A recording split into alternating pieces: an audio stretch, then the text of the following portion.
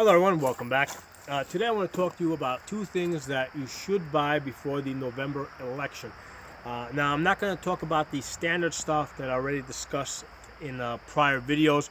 At this point you should already have two AR-15s, two Glock 17s, at least 4,000 rounds of ammunition, at least 50 standard capacity magazines, a bunch of parts kits, for lost and broken parts. So all that we've talked about. So I want to go beyond that and talk about two things that I think that you should buy before the November election. So the first one is the P80, okay, or the Ghost gun. This is basically a Glock 17 clone. If you look over here, there's no serial number. That's because I made this. The plastic lower over here, comes in this jig. All right, and what you do is there's holes here where you drill out the holes for the pins, and then let me undo this thing. Okay, and then there's a piece over here that you use a Dremel, and you basically just carve out this little channel here so the recoil rod and spring will fit in. And then it's really easy to build. You just got to get all the rest of the parts. And it makes it especially easy if you get your P80 kit from Midway. They're now charging $150 for it. Last year was $75. Now it's $150, but I think it's still worth it. And so you buy your lower, your P80 lower, and then what you do is if you can find it, you get yourself a lower parts kit for the Glock 17. If you can't find the lower parts kit, then you got to buy all the parts individually. So it makes it really easy if you're doing this for the first time. If you just get a lower parts kit, then you're gonna need a slide, a barrel, okay, and then a slide parts kit that usually comes with the recoil spring. So again, if you can buy a slide parts kit, it'll save you a lot of time and effort in trying to find all the parts individually. So that's how I did it the first time I made a P80. So this is something that I think that everybody should have. It's great. I mean, there is a bit of debugging that you need to do in order for this to work right. And I did a troubleshooting video on the P80 that you guys should check out. But once you get this gun working, I mean, it's basically my favorite gun to shoot. Okay. So get yourself a P80, and the other thing that you should get is a binary trigger. Okay, for those of you not familiar, the binary trigger, right, has 3 positions. Okay, so that's your safe position.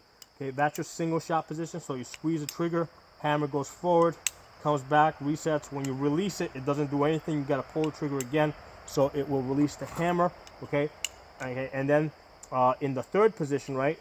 Okay, in the third position back here, which the position that would be the 3-round burst or the full auto position, well, essentially you have yourself a 2-round burst. Because what happens now, you squeeze the trigger, hammer goes forward, okay, then the recoil resets this, then you release the trigger, as I'm about to do, and then when you release the trigger, it also releases the hammer. So you get, you fire 1 shot on the pull, 1 shot on the release, so effectively you have a 2-round burst. This is really awesome. What I did here is I built a lower just to take the binary trigger, because what I do, I don't have a dedicated upper for this. What I do is I swap in other uppers from other guns that I want to shoot in binary mode. And so there's no dedicated upper for this that I've designated yet. So these are the two things that I think you should get. Why am I recommending this? Well, 2 reasons. These are like 2 of the most hated things amongst Democrats. I mean, these are the things that they're definitely going to come after if they win. Why? Just to punish us. Okay, that's I've thought about it. I'm like, why do Democrats do the things that they do as far as anti-gun? Trying to push anti-gun legislation. They know that there's like already 430 million guns in the United States. They know that they really can't ban them. They can't take them away at this point. They really, there's no, why are they doing all these things? They're just trying to make life uncomfortable for us.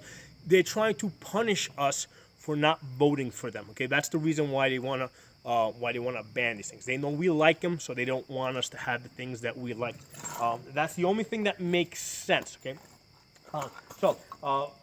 Part of the reason why I'm recommending that you buy these two things because these are two things that could be banned in a similar way that the bump stocks were banned. Okay, bump stocks were not banned through legislation.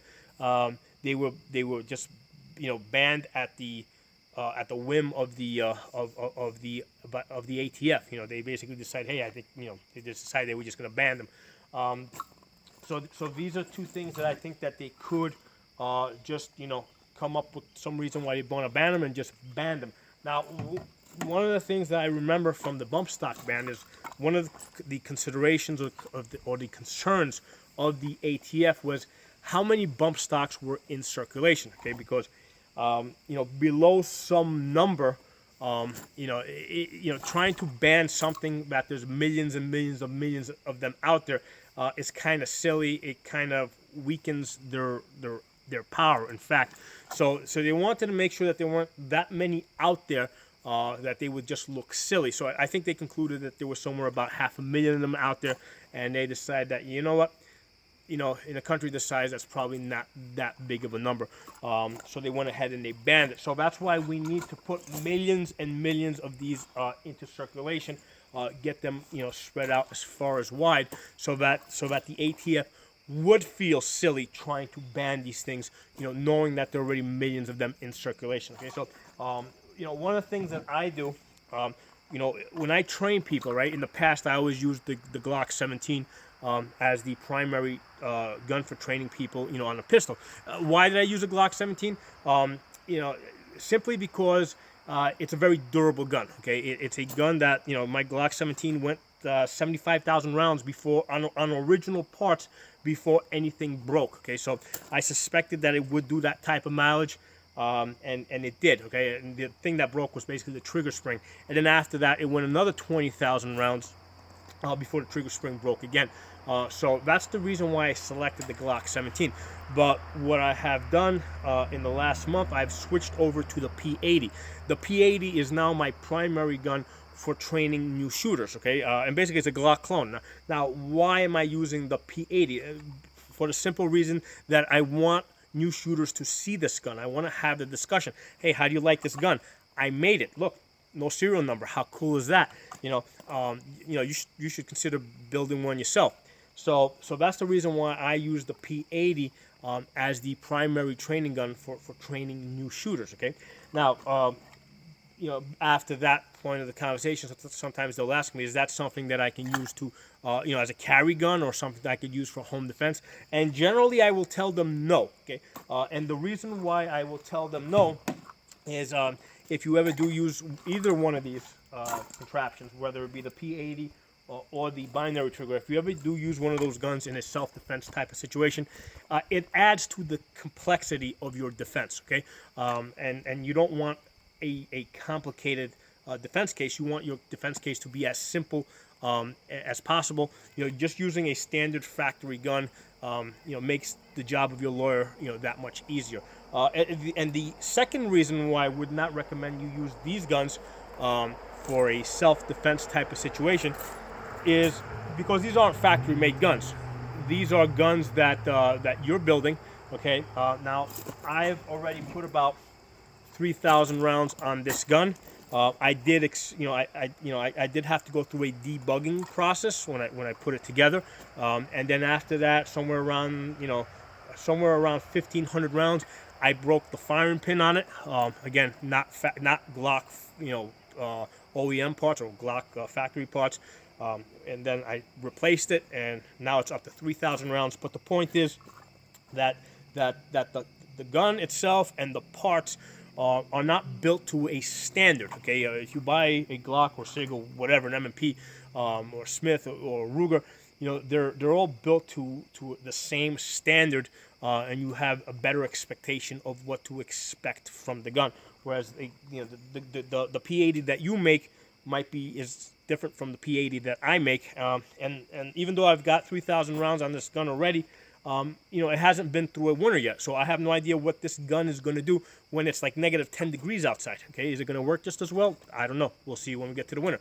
So I didn't want to confuse things, where it counted, right? In terms of self-defense, yeah, use just standard factory stuff. Okay, don't play with your life. Don't use range toys for a serious situation. But I do want you to buy these guns, because we are, first of all, we're asserting our rights to have these things and to build these things, and we're establishing, by putting as many of these into circulation as possible, and I mean millions and millions of them, we are establishing common use. Okay, the Supreme Court has said that guns that are in common use cannot be banned. So we need to make these things common use.